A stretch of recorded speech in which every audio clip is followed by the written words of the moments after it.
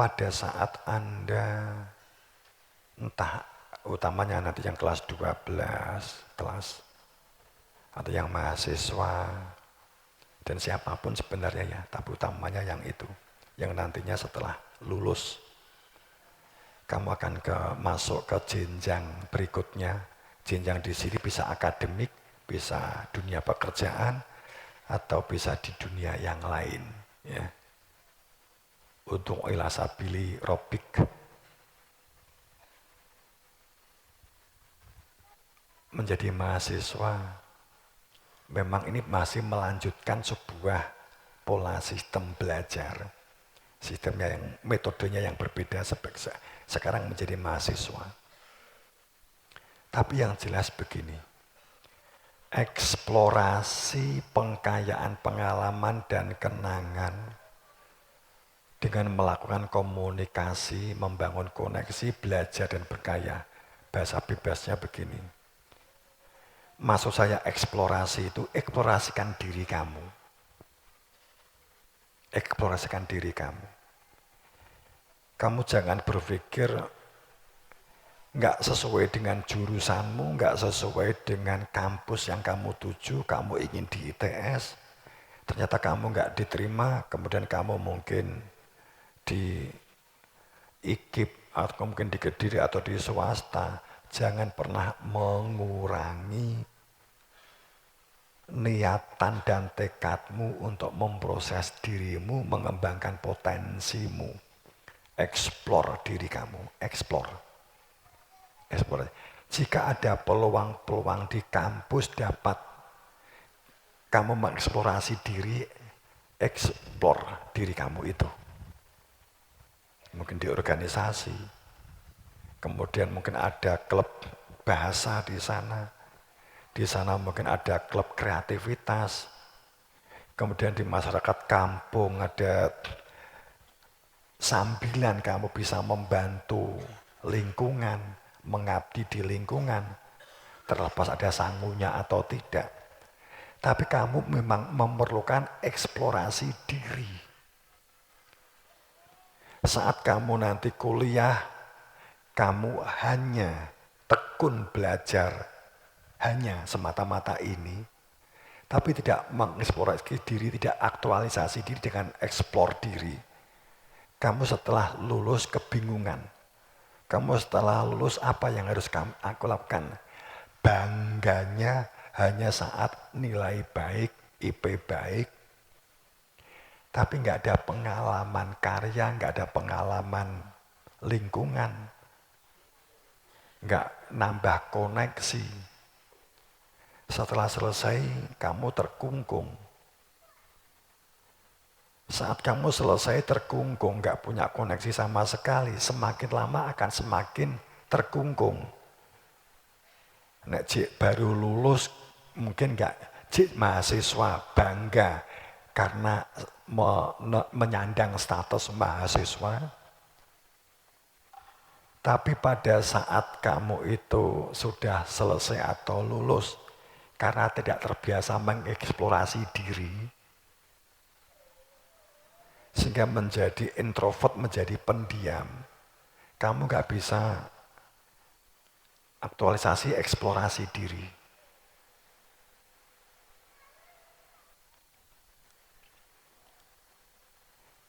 Karena saya juga bagian dari pengalaman itu. Saya semester 3 sudah pemain bisnis. Saya semester 5 sudah ekspor ke Jerman sama Belanda. Kalau saya nggak didawi guru jadi ngeniki, saya sudah konglomerat.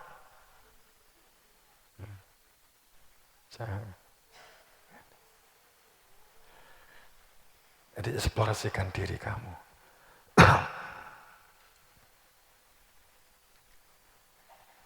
Mohon maaf jika saya cerita bukan berarti maksud subjek, bukan. Saya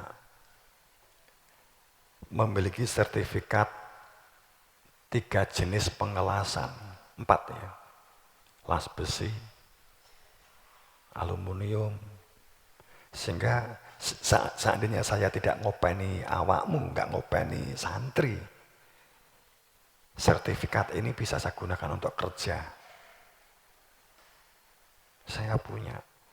Saya lakukan saat saya liburan. Dulu saat saya kuliah, kemudian saya ikut di BLK di Jogja, di Bantul.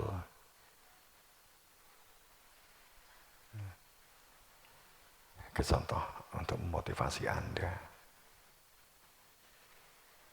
Jadi pada saat sudah selesai, saya tidak ada bayangan kekhawatiran sama sekali karena sudah didukung dengan memiliki keterampilan. Dan saya juga sempat menyetorkan hasil pertanian, sistem pertanian organik di beberapa mall. Saya juga sudah pemain organik yang saat itu masih sendirian. Karena saat itu saya masih mahasiswa semester tahun kedua, masuk tahun ketiga.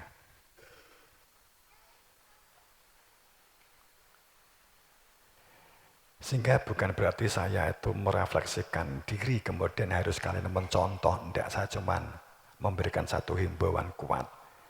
Eksplorasikan diri Anda. Kalau nanti kamu jadi mahasiswa pun jadi mahasiswa, kamu jangan berpikir itu benar. Itu orang kan sering salah paham, saiki ngapain. Itu orang yang halu, itu kan orang kan sering dibalik-balik. Itu orang yang mudah halu. Kalau kamu fakta kamu sekarang sebagai apa, menjadi apa, ada peluang untuk mengeksplorasikan diri, maka eksplorasi diri kamu. Untuk memiliki pengalaman dan supaya memiliki kenangan. Saya kan punya kenangan. Oh, saya dulu pernah ngemasi untuk dikirim ke Belanda.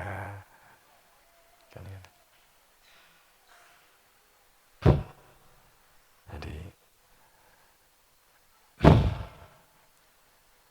ngelas, jual, membuat atap baja, membuat untuk souvenir kan gitu ya. Ngelas itu. Sehingga kenapa di pendidikan kita tuh kita ada pembekalan keterampilan karena saya tidak ingin, atau dengan kata lain, kita tidak ingin santri itu metu ke pondok lingak-linguk plonga plongo. Kita tidak ingin plonga-plongo isone ke pondok ki pomone kowe iki mung iso dalil tok, gak duwe keterampilan. Terus kemudian gawe provokasi tukang-tukaran, ngeloroi wong dengan menggunakan dasar dalil tapi gak tahu praktek, wiji loko. Kaburan maktan indallah antakul malah tahma'alun. Kakean cocot, gak iso praktek, maka celaka di dalam murka Allah. Ayatnya kan gitu. Makanya saya nggak ingin menelurkan alumni kakean cocot. Kan gitu. Guyonane ngono lho ya. Sing dibutuhne fakta praktek untuk melakukan maslahah.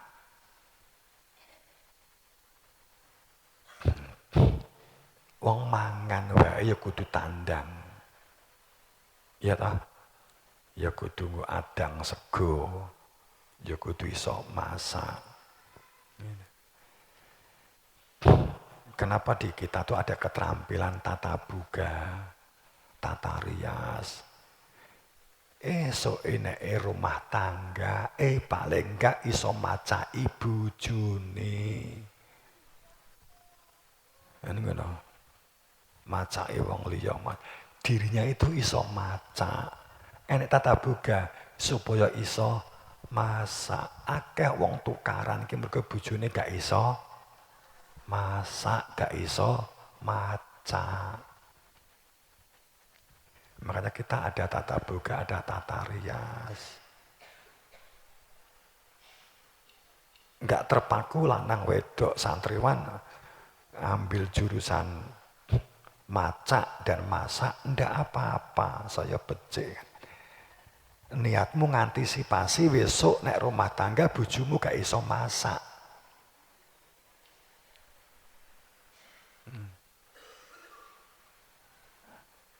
Makanya ngantisipasi kowe ngambil tata boga. Engko nek bojomu gak iso masak, kowe iso masak kan. Nek melu tata rias, ngantisipasi bojone gak iso masak. Kowe macaki bojomu sok kan gitu.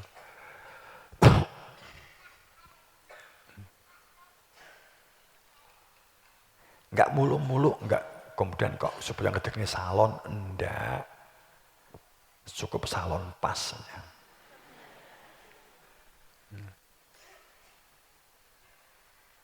Sekarang nggak terasa. Nah, kalau sudah rumah tangga akan sangat terasa. Kebutuhan masak, kebutuhan masak. Terhadap keluarga. Kebutuhan keterampilan kalau sudah keluar.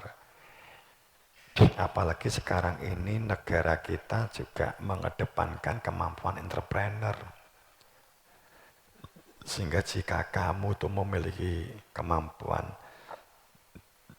skill keterampilan, kemampuan marketing, maka saat kamu nanti selesai, keterampilan itu dapat kamu gunakan saat menjadi mahasiswa untuk menurunkan beasiswa. Saat kamu nanti mulai kerja, bisa kamu menurunkan APBN, APBD, kan begitu, pamannya kan begitu. Itu sekarang itu kebutuhan, tapi modalnya adalah jujur, terbuka.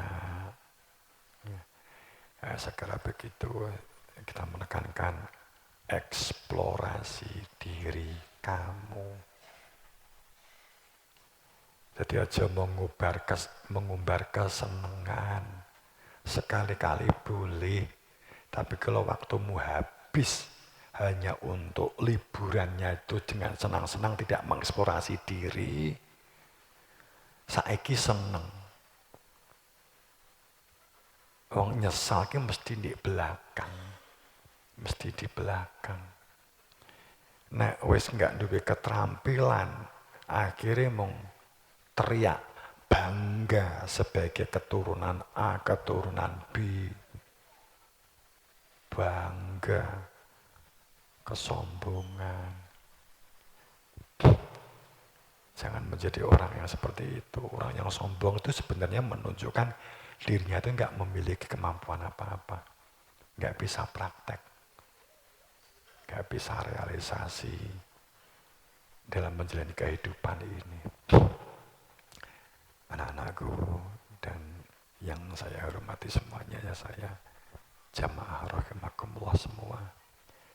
Semoga dalam ridha Allah, dalam maghfirah, dalam ampunannya. Ya. Sungguh sekali lagi eksplorasi diri Anda. Jangan belajar kamu berpikir sekali lagi karena angka-angka, karena rapotnya supaya bagus. Enggak, itu otomatis nih belajar, otomatis yang lainnya bagus. Kamu belajar itu karena melatih otak berpikir. Kamu supaya menjadi manusia yang bisa berpikir. Kamu belajar itu melatih, mengkoneksikan saraf-saraf dalam otak. Jika ini tidak pernah digunakan untuk belajar, ya, tidak pernah digunakan untuk menyimak, mencermati, dan membaca atau belajar, saraf neuron-neuron kamu itu akan banyak yang terputus dan akan mati. Dendrit nggak akan terbentuk. Kemampuan untuk menganalisa masalah menjadi sebuah solusi yang efisien dan efektif tidak akan terwujud jika kita tidak pernah niat belajar yang baik. Kalau belajarnya salah niat, itu juga akan merusak saraf. Memang itu butuh berlatih, butuh latihan. Segala sesuatunya butuh latihan. Nggak ada sesuatu yang tanpa latihan. Semuanya latihan. Tapi jangan rusak otak kamu dengan perilaku buruk. Jangan rusak otak kanan, otak kiri, otak tengah, otak belakang, otak depan.